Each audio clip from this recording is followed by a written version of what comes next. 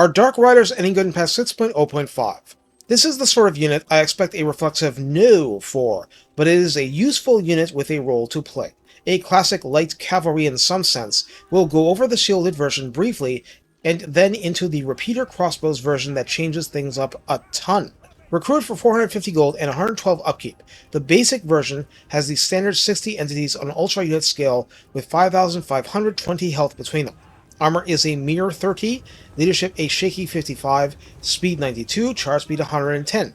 These are high figures. Melee attack begins at 24, which is not a high figure, with an attack interval of a restrained 4.5. There is no splash damage with this unit. Melee defense begins at 24 as well, which is not great. Weapon strength is 28, split base 21, and armor piercing 7, are exactly what you'd expect from an Empire swordsman, and not a bleak sword infantryman. Charge bonus is 40, which is quite strong, and the mass is 600 per entity. The shields version is 500 gold recruit, 125 upkeep, and has a shield blocking 35% of small arms fire, and yes, I checked, it's 35% not 30. There is exactly one more difference. Melee defense is 30 rather than 24. The repeater crossbow version is 650 gold to recruit, 163 upkeep, and 5,340 health, so a small reduction. Armor is 30, leadership is 52, so 3 less, speed is identical, melee attack begins at 18 or 6 less, attack interval slightly better at 4.3. Melee defense starts at 16 for 8 less, weapon strength at 24, split base 19, and AP 5. Charge bonus is a mere 20. So, how about that ranged? Ammunition begins at 16, much like Corsairs with handbows. Range is 115. Missile damage is 20 on paper, with each bolt split between base 3 and armor-piercing 11 damage, with 2 projectiles per volley in Dark Elf fashion. Reload time is 14. Total accuracy is given as 20 at rank 0, calibration distance of 85 means less accurate beyond that range, calibration area 4 is no less accurate than handbows were, and there is 0 multi-target penetration.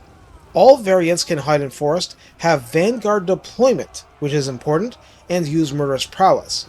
As in, there is absolutely 0 fire whilst moving for the repeater crossbows. They shoot and they scoot, they do not combine the two. In the redline skills, the relevant first half skill is Raid Leader. It's at 3 pips, granting melee defense plus 5, charge bonus plus 12 flat, and 8% missile strength for the crossbows version.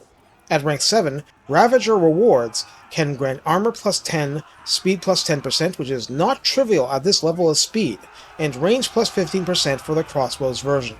The tech tree is rather interesting. Naval training grants recruit rank plus 2 along with the usual global at-sea combat bonus of plus 4 melee, meaning this unit is considered a land raider sort of unit arriving from the sea.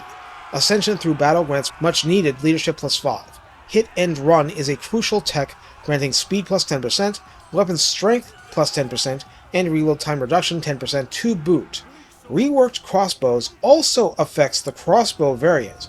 Range plus 15% is nice, and ammunition plus 20% is downright essential. Later, Exotic Beast Hide Armor adds plus 10 armor, which is helpful on a lightly armored unit, and Hunt Outlaws shaves upkeep and recruitment cost by 5% respectively. So how do we use Dark Riders?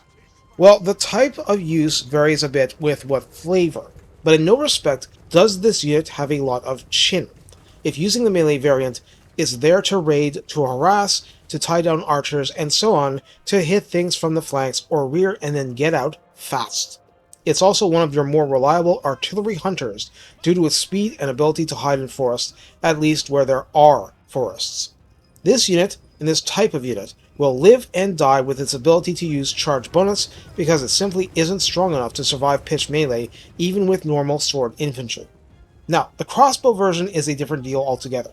Shoot and scoot is a difficult style to use, but nonetheless, the armor piercing and high damage potential means it is difficult to ignore. Moreover, just running back to friendly lines and firing over them is absolutely possible. In the end, what's the difference between this unit and Darkshards? 30 fewer entities, a huge amount more speed, and the loss of 2 ammo and 10 meters of range. Well, I say that, but the redline skills are very favorable to Darkshards because of Sheaf Master, especially offering reload time reduction, but the Dark Riders actually hit harder pound for pound with all their skills in play, if you actually make use of the speed, which is no given. You can run around and deliver a lot of power at a modest range. The damage you can do to enemies before the main battle is considerable. Just remember, getting caught is bad, and regular Darkshards without shields are nowhere near the level of resilience of regular infantry anyway, so near health parity isn't that great. In the end, it's a high skill ceiling, low tier cavalry unit, very capable of pursuing and erasing beaten enemies, especially now that the old bugs have been rooted out in that regard, giving you a dog equivalent in cavalry form, but with even beefier charge bonus for regular fighting. So use them as much as you can get away with. Take care and have fun using speed and cunning to create surprising results.